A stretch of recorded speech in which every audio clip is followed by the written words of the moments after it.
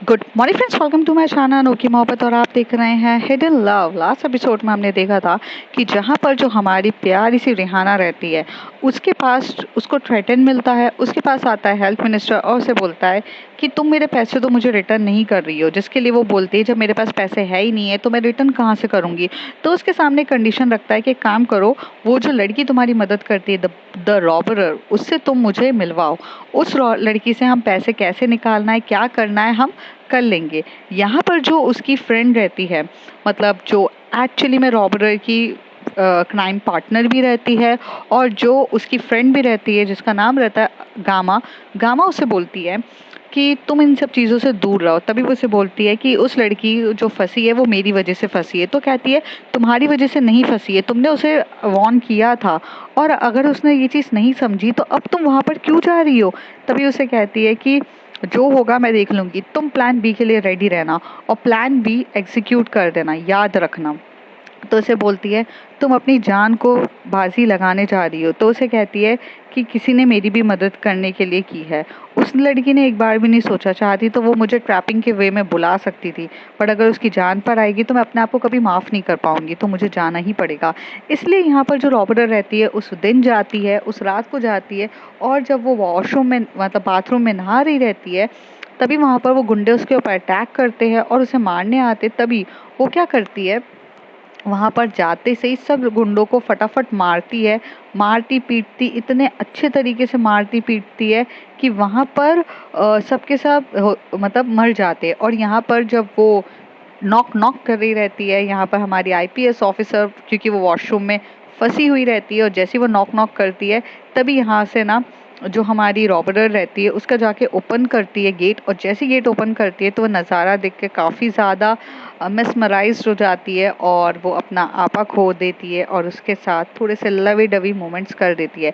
जब उसे होश आता है तो वो उसे, मतलब उसे वहाँ से छोड़कर विंडो के थ्रू वहाँ से चली जाती है। अब उसके आगे यहाँ पर जो हमारी रॉबरर रहती है वो विंडो के वहाँ से बाहर निकलती है और वो उस बिल्डिंग के नीचे चली जाती है। पूरी बिल्डिंग से नीचे जाने के बाद वो वहाँ पर एक अपनी जो उसने गाड़ी रहती है उसे पार्क करी रहती है, दूर से वो उस गाड़ी को पिकअप करती है और वहाँ से चली जा रही रहती है। उसने अपना फेस अभी भी कवर किया था और उसके जो बाल थे हवा में पूरे लहरा रहे थे।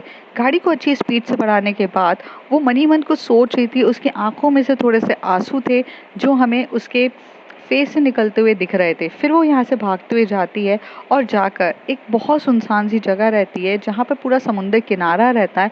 वो उधर जाके अपनी गाड़ी को पार्क करती है और वहाँ पर जाकर आराम से वहाँ की जो नदियाँ रहती है मतलब समुद्र के बाजू में जाकर वहाँ बैठ जाती है। वहीं पर जब बैठी हुई रहती है तो उसे एक आवाज़ आती है और वो आवाज़ रहती है, आ गई तुम। तो वो जब पलट के देखती है तो वहाँ देखती है कि गामा उसका वेट कर रही है। तो उसे कहती है तुम्हें कैसे पता कि मैं यहीं आऊँगी। तो कहती हैं एक रॉबरर की बेस्ट फ्रेंड होने से उसके मेंटालिटी तो बहुत अच्छे से समझ में आ जाती है। और तुम भूल क्यों जाती हो, बाय प्रोफेशन में एचआर हूँ। उड़ती चिड़िया पहचानना तो मेरी आदत है ही, क्योंकि अगर एचआर में मैं माइंडसेट नहीं पढ़ पाऊँ तो मेरे कुछ काम का नहीं रहता है। तो कहती है तो तुम यहाँ पे अपनी एचआर गिरी दिखाने आई हो मेरे पास। तो कहती है नहीं, एचआर गिरी तुम्हारे पास दिखाकर भी कोई मतलब नहीं है ना। तुम उतनी काबिल नहीं हो कि तुम मेरी एचआर गिरी को समझ सको। बाय द वे, बचाई। तो उसे बोलती क्या, बचा कर आ गई अपने प्यार को, अपनी मोहब्बत को। तो उसे कहती कुछ भी मत बोलो। तो कहती है कम ऑन स्वीट हार्ट, कोई अपनी लाइफ को इतना रिस्क पर नहीं लेता है अनटिल अनलेस कि वो इंसान उसके लिए उतना इम्पोर्टेंट नहीं हो जितना इम्पोर्टेंट कुछ और ना हो। तुम पे नज़र रखने के लिए मैं बेताब थी। मुझे पता था कि कुछ ना कुछ तुम ऐसा करोगी, कुछ तो ऐसी चीज़ें होगी जिसके लिए तुम हमें फंसाकर ज़रूर जाओगी। इसलिए जब तुम वहाँ से गायब हुई, तुम पे पूरे तरीके से नज़र रखी है मैंने। तो उसे कहती है नज़र रख के भी क्या कर लोगी तुम लोग को फंसा के तो नहीं जाऊंगी मैं। अल्फा यहाँ पर ये बात कहती है तो उसे कहती है स्टूपिड, हमें फंसने से कोई प्रॉब्लम नहीं है। ये मिशन तुम हमेशा से इतना पर्सनली लेती हो ना कि ये मेरी प्रॉब्लम है, मेरी प्रॉब्लम है। एक्चुअली ये तुम्हारी प्रॉब्लम नहीं है, हम सब की प्रॉब्लम है। हम सब एक म्यूचुअली अंडरस्टैंडिंग से इस मिशन के लिए आए हैं। किसी ने किसी को फोर्स नहीं किया है। सबकी कुछ ना कुछ बैक स्टोरीज है जिसकी वजह से वो यहाँ पर आकर अटके हैं। और अल्फ़ा अपने अंदर ये सारी चीज़ें जो तुम भर के रखी हो उसे निकालना सोचो। मैं यहाँ पर तुम्हारी दोस्त बनकर आई हूँ, ना अभी मैं तुम्हारी पार्टनर बनकर आई हूँ। आई थिंक कि हम यहाँ पर एज अ फ्रेंड बात कर सकें। तो उसे कहती है कर तो रहे हैं, तुम मुझे ज्ञान देने आई हो जिस ज्ञान की मुझे ज़रूरत नहीं है। तो उसे कहती है हमेशा से तुम यही बोलती हो, तुम्हें करना तो अपनी मर्जी की ही रहती है ना, तुम किसी की ज्ञान को सुन लो ये बहुत बड़ी बात हो जाए। तो उसे कहती है जब तुम्हें पता है कि मैं जब किसी का सुनती नहीं हूँ तो तुम मुझे सुनाने क्यों आई हो। मैं बेवकूफ़ हूँ ना, मुझे रहा नहीं जाता है अपनी दोस्त को हर्ट होते हुए देखना। एक्चुअली मैं तुमसे बहुत ज़्यादा प्यार करती हूँ और अपनी दोस्ती निभाने के लिए मैं हमेशा आ जाती हूँ। यही मेरी सबसे बड़ी प्रॉब्लम है और तुम्हें ऐसा लगता है कि मैं बहुत बेवकूफ़ हूँ। वो उसे बोलती है मैंने कभी किसी को बेवकूफ़ नहीं समझा। बैठे यहाँ पर, आई होप कि तुम अकेले खाली हाथ तो नहीं आई होगी। तो उसे कहती है कि हाँ मैं बियर लेकर आई हूँ, पियेंगे। तो उसे बोलती है बिल्कुल। ये लोग एकदम कोने पे बैठे रहते हैं, समुंदर के एकदम कोने साइड पे बैठे रहते हैं जहाँ पर ना इतना अंधेरा होता है कि दोनों के फेस रिवील नहीं हो रहे रहते हैं। दूर से देखा जाए तो इतने अंधेरे में ये लोग बैठे रहते हैं कि कौन क्या दिखता है, कैसे दिखते, कुछ भी फेस रिवील नहीं होता है। और इसी वक्त वो दोनों एक दूसरे से बात करते हुए बोलते हैं बोलो क्या बोलना चाहती हो। तो उसे बोलती है कि सिर्फ यही बोलना चाहती हूँ कि तुम उसे बचाकर आ गई। तो कहती है तुमने मेरे पीछे स्पाई लगाए थे क्या। तो कहती है हाँ कुछ लोगों पे ध्यान रखना ज़रूरी होता है। तुम्हें पता है तुम वहाँ के पूरे गुंडों को मार के आई हो और ये सही भी नहीं है। वो उसे बोलती है क्या सही है क्या गलत है क्या पता, पर पर पता नहीं गामा मुझे क्या हो जाता है जब भी मैं उस लड़की को देखती हूँ ना, तो मुझे ऐसा लगता है कि इसे इस सिचुएशन में कभी नहीं आना चाहिए, ये डिजर्व नहीं करती है। तो तभी यहाँ से गामा बोलती क्या हम ये डिजर्व करते हैं जो हमारे साथ हुआ था। कोई भी चीज़ कोई डिजर्व नहीं करता है, but the problem is that कि हम सब भी किसी ना किसी वजह से कहीं ना कहीं वजह से फंसे हुए हैं और यही एक रीज़न है कि हम सब टुगेदर हैं। आई नो बट वो लड़की मेरी वजह से फंसी हुई है। तो उसे कहती है तुमने उसे वार्न किया था लेकिन उसने वो समझा नहीं, तो फिर भी तुम अपनी जान को जोखिम डालकर उसे बचाने जाती हो। ये एक नॉर्मल तो नहीं है। तो उसे कहती है क्या मतलब। तो कहती है एक ये तुम उसे सिर्फ और सिर्फ उसे एक आइडल समझती हो इसलिए तो तुम बचाने नहीं जाती हो। सारी सी बात है मोर देन आइडल तुम उसे मानती हो। तो कहती है साफ साफ बोलो गामा, बोलना क्या चाहती हो। तभी वो उसकी तरफ देखती है और उसकी ड्रिंक को अपनी ड्रिंक से टक्कर देते हुए बोलती है प्यार हो गया है क्या, are you in love with her. ये बात सुनने के बाद यहाँ पर जो हमारी अल्फा रहती है उसी तरफ देख के बोलती है no it's not like that. तो कहती है चुपके उससे प्यार कर रही हो, हिडन लव करती हो उससे, और ये तुम कब से कर रही हो ये शायद तुम्हें भी नहीं पता। तुम वो लड़की हो, तुम किसी को ना ज्ञान भी मुफ्त का ना दो और फिर तुम उसे इतनी बार वार्न कर रही हो, उसके लिए जा रही हो। Are you in love with her, tell me the truth, I am not going to जज यू। तभी वो अल्फा उसकी तरफ देख के बोलती है इफ़ यू जज मी आई डोंट इवन केयर। तो कहती है यही यही एटीट्यूड तुम्हारा हमेशा से रहा है कि you don't even care, but you are taking a care of that girl जो एक आईपीएस भी ऑफिसर है और जिसको तुम प्यार करने लग गई हो। तुम्हें पता है ना एक पुलिस ऑफिसर से प्यार कर रही हो तुम, जो तुम्हें कभी मिले या ना मिले, और वो भला तुमसे क्यों प्यार करेगी।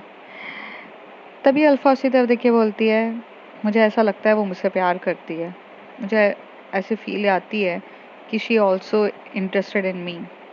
तो कहती है ऐसा क्यों। तो वो अपने फ्लैशबैक पे चली जाती है क्योंकि जब वो उसे बेइंतहा तरीके से किस कर रही थी, जब उसे पूरी होल्ड करते हुए अपनी बाहों में ले रही थी, तब उसके मुंह से एक बार भी ये सवाल नहीं उठा कि उसे एक्चुअली में नहीं करना चाहिए। उल्टा वो उसे पूरे तरीके से अलाउ कर रही थी। इससे तो ज़ाहिर सी बात है, समझ में आता है कि आग दोनों तरफा लगी है। बस फ़र्क इतना है कि कोई मानना नहीं चाहता है। वो उसकी तरफ देख के बोलती है छोड़ो, मैटर नहीं करता है। तो कहती है चलो वो भी तुम्हें पसंद करती है, मान लिया, बिल्कुल मान लिया, लेकिन क्या वो तुम्हारे साथ रह सकती है? क्या तुम उसके साथ रह सकती हो?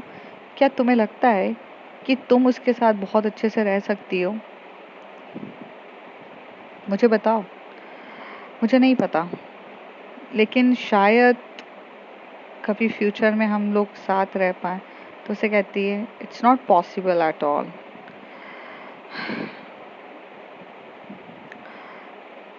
पता है, लाइफ में ना इतना सब चीज़ खो चुकी हूँ कि उसको खोने से ना इतना डर लगता है। ऐसा लगता है कि मैं उसे नहीं खोना चाहती हूँ। वो लड़की बहुत स्पेशल है मेरे लिए। तुम्हें पता भी नहीं है कि वो, मैं उसकी बहुत रिस्पेक्ट करती हूँ। आई मीन, हम एक रॉबरर हैं, वो एक अलग बात है, but she is damn awesome. पर तुम्हें पता है ना, तुम जिस राह पर जा रही हो उस राह पर आगे जाकर तुम्हें सिर्फ और सिर्फ दर्द मिलने वाले हैं, क्योंकि वो बंदी प्रैक्टिकली भी है, वो तुम्हें कभी एक्सेप्ट नहीं करेगी। आई नो, ये वो मोहब्बत है जिसका कोई अंत नहीं है या उसका कोई दर्द नहीं है। आई होप कि मैं उससे कम मिलना स्टार्ट करूं। तो उसे कहती है बहुत अच्छा सोचा है गामा। बोलती है अल्फा तुम उससे कम मिलो, उससे जितना डिस्टेंस रहोगी तो ये होगा, कहीं ना कहीं तुम्हारी वजह से वो प्रॉब्लम में भी फंसती जा रही है, तुम्हें उससे डिस्टेंस मेंटेन कर लेना चाहिए। यही सोचा है मैंने कि मैं उससे थोड़ा डिस्टेंस मेंटेन करूँगी, थोड़ा नहीं, काफ़ी ज़्यादा डिस्टेंस मेंटेन करूँगी। आई डोंट वांट कि she will be in any trouble with me. और रही बात ये मिनिस्टर की, तो इसको मैं पर्सनली हैंडल करना चाहती हूँ। अपनी मोहब्बत के लिए तुम उसकी वाट लगा दोगी? वाट तो छोटा वर्ड है, अभी तो बहुत कुछ चीज़ें हैं जो मैं उसके साथ करूँगी। आइंदा के बाद उसने कभी भी रिहाना की तरफ देखा तो सोचेगा भी नहीं। ये तो सिर्फ ट्रेलर था, पिक्चर तो मैं उसे भी दिखाऊंगी। ये बोलते हुए वो लोग वहाँ पर ड्रिंक करते हैं और हंसने लगते हैं। यहाँ पे जो अल्फ़ा रहती है वो अभी तक यही सोचे ही रहती है कि वो उससे दूर रहेगी, क्योंकि उसके दिमाग में एक ही चीज़ चलता है कि वो नहीं चाहती है कि उसको कुछ प्रॉब्लम में हो। पर यहाँ पर दूसरी तरफ जो हमारी रिहाना रहती है, जब वो अपने कपड़ों को पूरे तरीके से कवर अप करती है, वो एकदम से जाती है, जाते हुए हर वो उस शख्स को देखती है जो शख्स उसको मारने आया था और जिसको बचाने के लिए उस बंदी ने पूरे घर को शमशान घाट बना दिया। इतने बुरे तरीके से उन लोगों को पीटा कि कोई भी जिंदा ही नहीं बचा। एक बोलते हैं ना कि एक प्रोफेशनली तरीके से उसने मारा है। मतलब जब रिहाना उसको देख रही थी एक एक बॉडी की तरफ घूरते हुए, तो ये चीज़ समझ रही थी कि ये नॉर्मल नहीं है। It's means like the person was a very very trained person. या तो ये कुंफू ट्रेनर है, या तो कराटे ट्रेनर है, या तो बेल्ट ब्लैक बेल्ट ट्रेनर है, या फिर ये मिलिट्री ट्रेनिंग वाला पर्सन है। मीन्स इतनी अच्छे से ट्रेंड इंसान, इतनी सफाई से मारना, घर की चीज़ों को भी तोड़ना नहीं, बस कुछ ऐसी चीज़ों से मार देना, मतलब फोक से लेके मारना। इट्स लाइक डिफरेंट चीज़। और ये एक बहुत डिफरेंट चीज़ थी, एक सबसे अलग चीज़ थी जो कोई सोच भी नहीं सकता था। वो चीज़ हुई थी। काफ़ी देर तक वो नोटिस करती है और उसके बाद ना वो वहाँ से डिसाइड करती है कि वो फोक की तरफ देखती है। तो वो फोक की तरफ ध्यान से देखती है तो उसे फोक पे एक भी फिंगरप्रिंट नहीं दिखते हैं। तभी वो सोचती है कि इसने फोक पर एक भी फिंगरप्रिंट नहीं है। इट्स मीन्स लाइक दैट कि जब वो मेरे पास आने से पहले पहले शी कवर्ड हर हैंड, लेकिन जब वो मुझे टच कर रही थी तब तो उनका हाथ जो था ऐसा लग रहा था कि उनके पाम मुझे टच कर रहे हैं। तो इट्स मीन्स दैट कि उन्होंने अपना हाथ मतलब उन्होंने अपने हाथ में जो ग्लव्स पहने थे वो निकाले थे, इसका मतलब। तो वो यहाँ से भागते हुए जाती है और जाते हुए वहाँ पर देखती है, तो वहाँ पर उसे सामने ना, जिस खिड़की से वो वहाँ गई थी, तो उस खिड़की के वहाँ पर उसे पता चलता है कि वहाँ कुछ फिंगरप्रिंट्स हैं। तभी वो वहाँ पर देखती है कि अब मुझे करना क्या है। तो वो फ़ोन करती है और वहाँ पर अनुराग को फ़ोन करके बोलती है कि जितनी जल्दी हो सकते हैं मेरे घर पर आओ। तो उसे कहता है, मैम सब कुछ ठीक तो है ना? तो उसे कहती है, right now just came to my home, right now. जैसे वो ये बात सुनता है, वो फटाक से आता है, एकदम से भागते हुए आता है, अपनी टीम के साथ, रानी के साथ आता है। रानी उसे बोलती है कि यस मैम। तो उसे बोलती है कि मैंने तुम्हें कहा था कि फॉरेंसिक पर्सन को भी लेकर आना। तो अनुराग कहता है, मैंने उसे फ़ोन लगा दिया है, वो आती होगी। थोड़ी देर में वो बंदी आती है, आती से ही घर पे घुसती है और उसने भी अपना फेस एकदम कवर अप किया रहता है। तभी उसे बोलती है कि प्लीज़ रिमूव द मास्क। तो उसे बोलती है कि यस मैम। तो वो अपना मास्क रिमूव करती है और उसकी तरफ देखती है और बोलती है कि मैम ये जो फिंगरप्रिंट्स हैं ये क्या करने हैं? तो उसे कहती है कि सबसे पहले तो ये एविडेंस हैं कि मैंने इन लोगों पे अटैक किया है और मैंने इन लोगों को मारा है और इसी फोक से मारा है। Because they come to kill मी, और एक आईपीएस ऑफिसर को मारने के लिए आएगा तो मैंने अपनी सेल्फ डिफेंस में इन लोगों का एनकाउंटर्स किया है, क्योंकि मुझे एट प्रेजेंट अपनी जान बचानी थी। तो it's a self defence encounter. तो उसे बोलती है ओके। तो यहाँ पर जो हमारा सबसे पहले जो अनुराग रहता है पूरा देखते रहता है और कहता है, सच्ची में ये मैम ने मारा है? वो रानी के कान में बोलता है। तो उसे कहती है कि बोल तो रही है तुम्हारा ही होगा ना?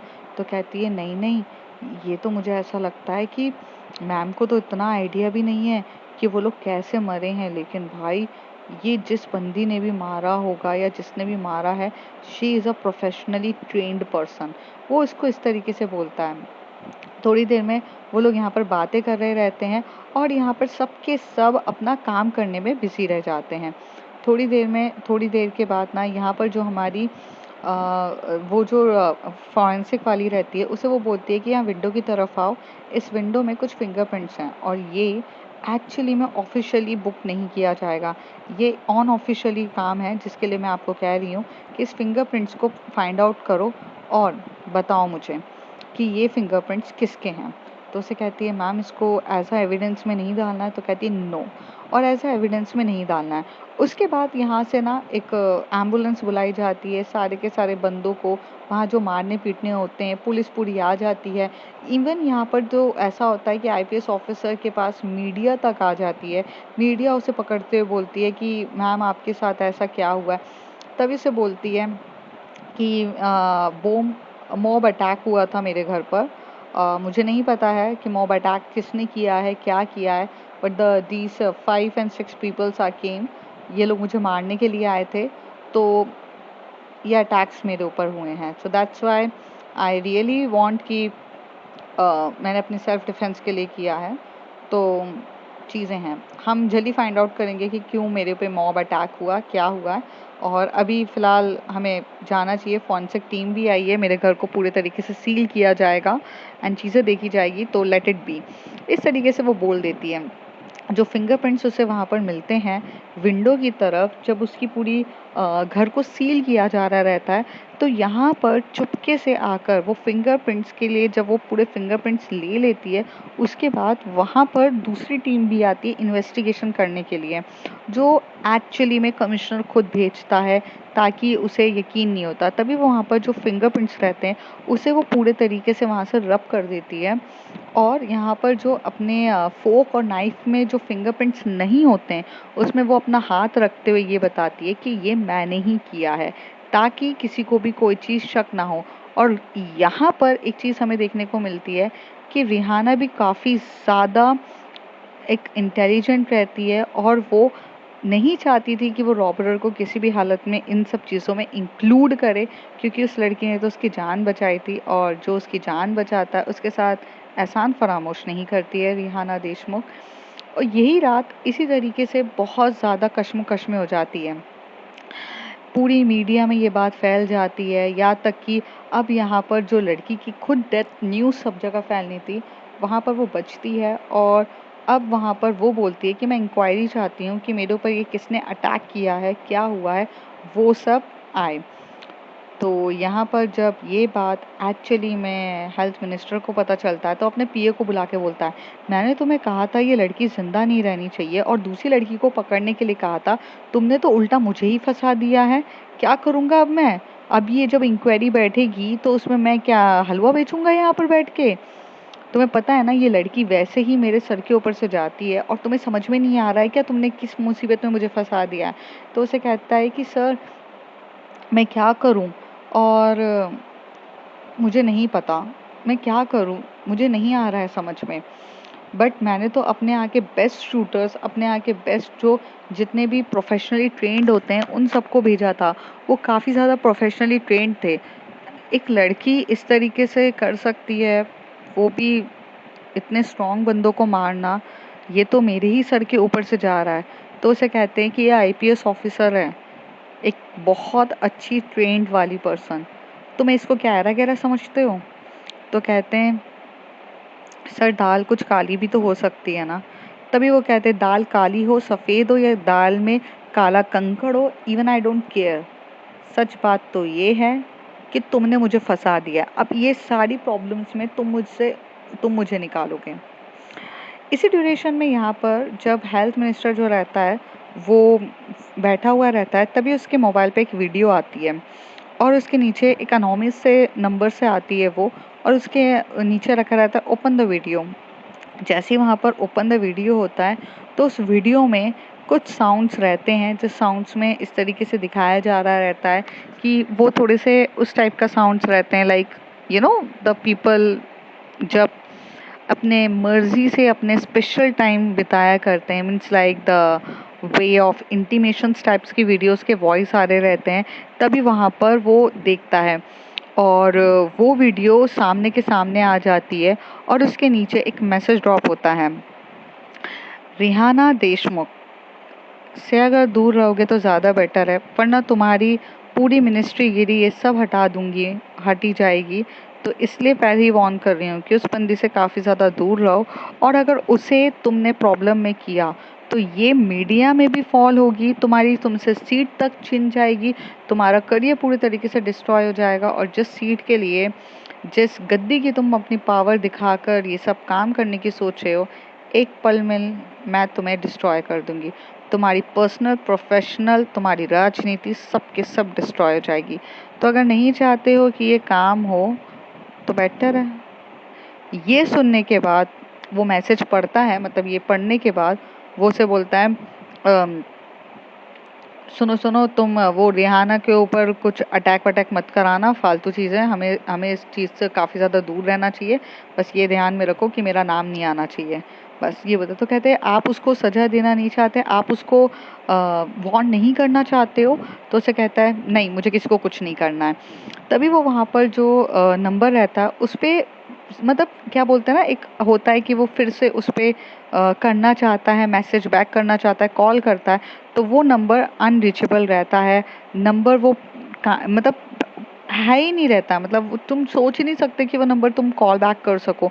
सिर्फ वहाँ पर इनकमिंग अवेलेबल रहती है उस नंबर से, पर आउटगोइंग अवेलेबल ही नहीं रहती है। तुम उसे कॉल ही नहीं कर सकते, तुम इसे मैसेज ड्रॉप नहीं कर सकते।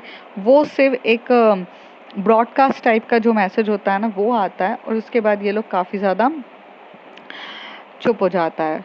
इसके बाद जब इन्वेस्टिगेशन चल रही रहती है, ये रात तो इस तरीके से बीत जाती है।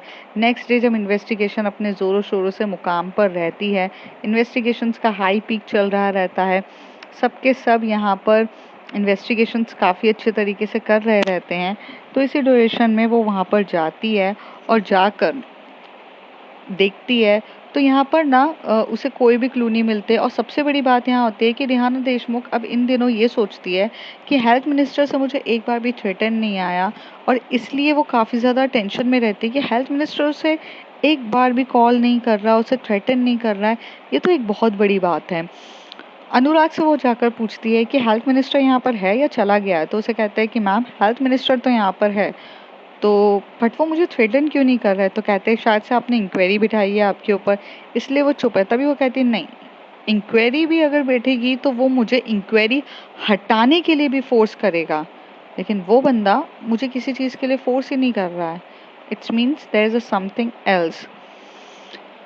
वो ठीक है, तो मैंने वो अनऑफिशियली उस वे लड़की को कहा था कि वो फिंगरप्रिंट्स के बारे में पता करने के लिए।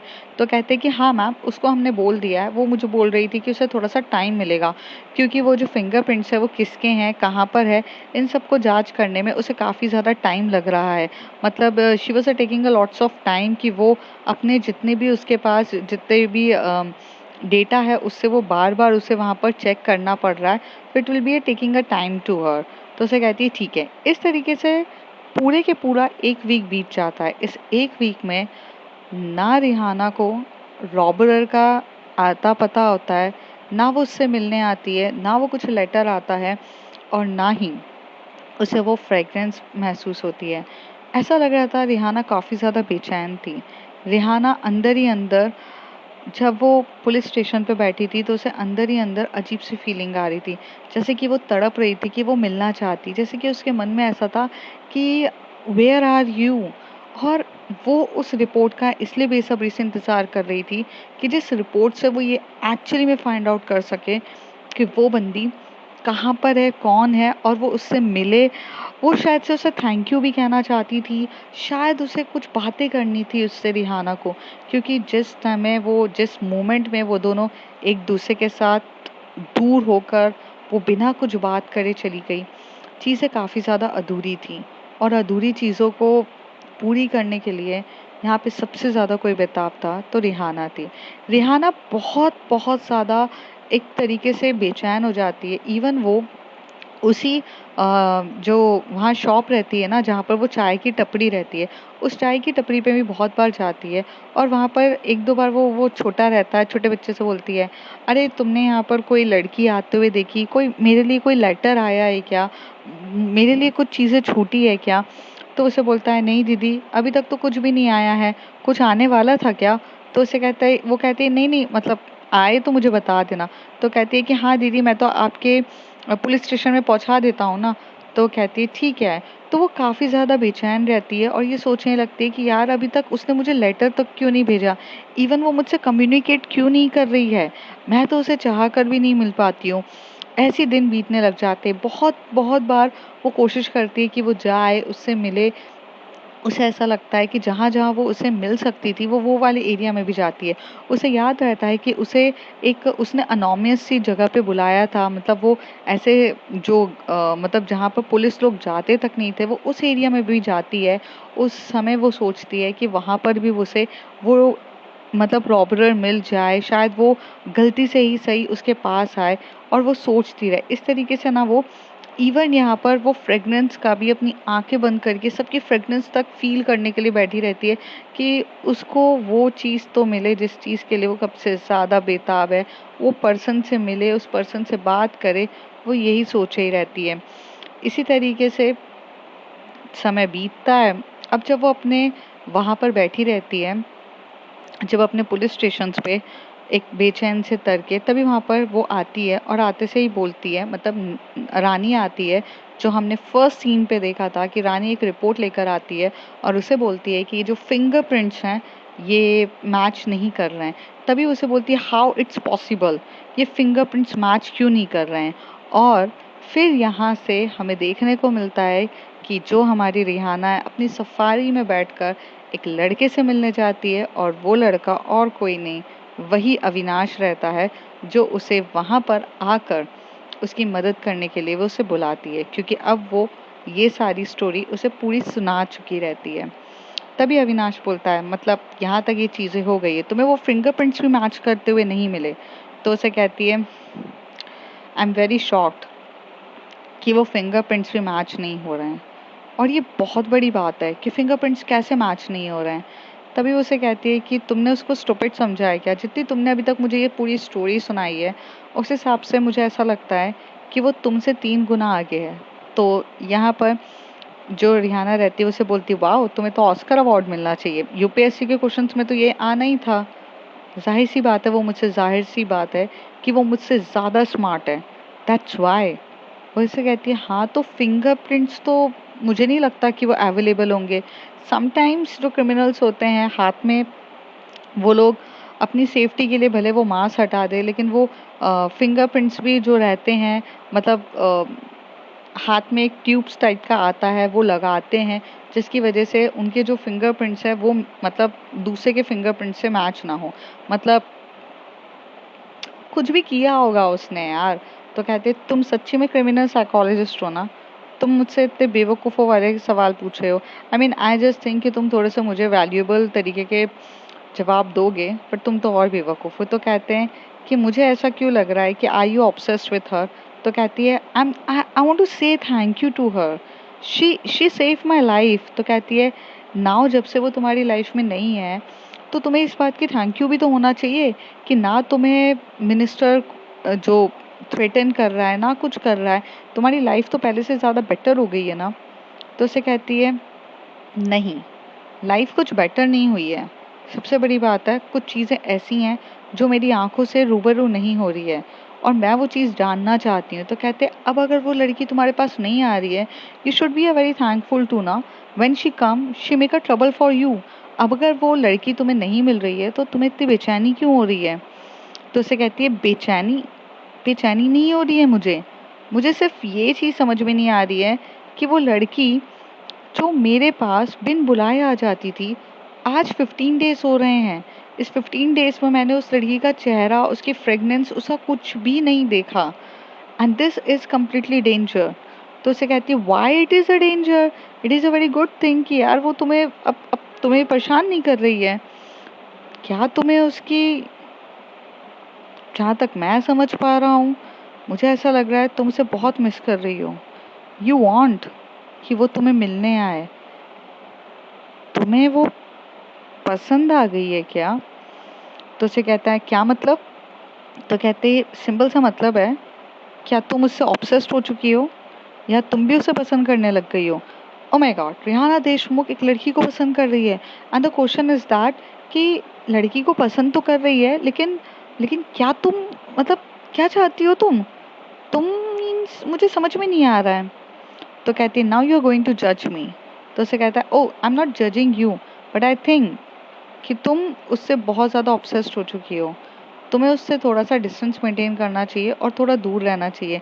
इससे ये चीज़ काफ़ी अच्छी होगी कि तुम अपनी नॉर्मल लाइफ में काफ़ी ज़्यादा आगे बढ़ सकोगी।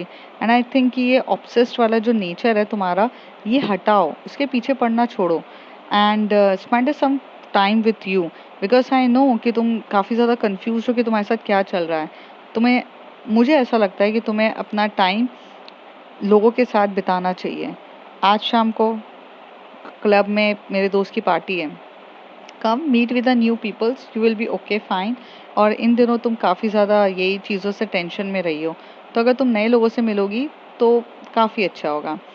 यहाँ पर ये बोलकर अविनाश जो होता है वो उसे क्लब का मतलब बता देता है और उसे बोलता है कि यहाँ पर आकर अपन मिलेंगे। दूसरी तरफ जो रिहाना रहती है, जब वो अविनाश का ये मैसेज देखती है और जाने के लिए तैयार हो जाती है, तभी वो एक दिमाग में ये चीज़ सोचती है अभी तक तो मैंने इसे ये भी नहीं बताया कि what the cute cute moments we have it. मतलब the way she seduce me, the way she attacks me, maybe I am obsessed with her, maybe I am liking her. Oh god, ये लड़की तो मेरे दिमाग पे पूरा असर कर गई है। शायद मुझे नए लोगों से मिलना चाहिए। तो अब फ्रेंड्स देखते हैं आगे क्या होता है। If you like my story, like share and subscribe.